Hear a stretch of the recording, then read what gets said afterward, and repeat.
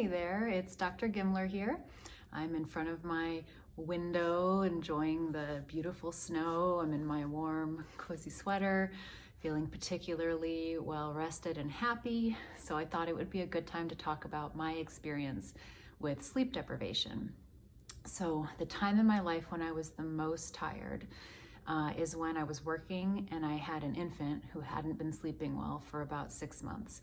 She was waking up usually 4 to 7 times a night, and I was never getting more than 2 to 3 hours of sleep at any given time. So I was exhausted. I was breastfeeding, so my husband couldn't really help with those night feedings. It was all on me.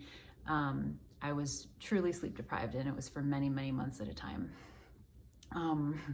That constant waking up is a type of literal torture that spy agencies use to break people that they're trying to interrogate.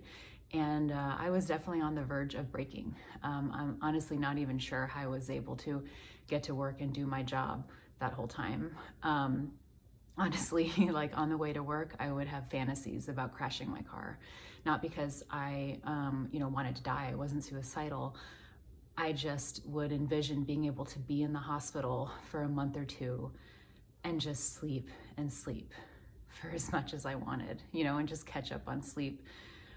That was the place I was at.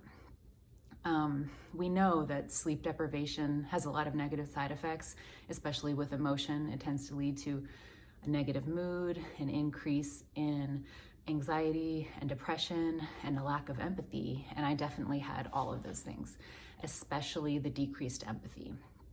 I hated my clients.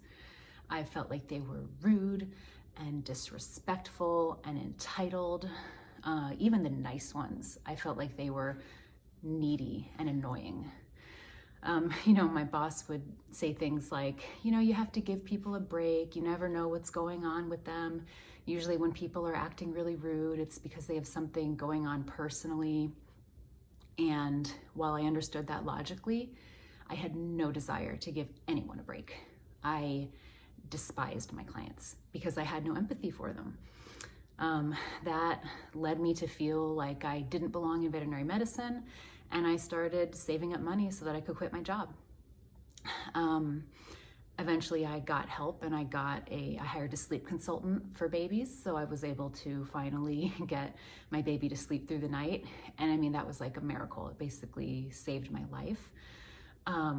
But at that point, the damage was done, and I already had my plan in motion.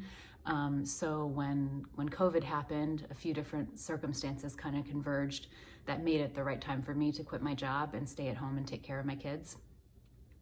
But it's taken now almost an entire year of being away from clients and working on my own mental health and developing skills for empathy and interpersonal communication, that I'm just now at the point of feeling ready to interact with clients again.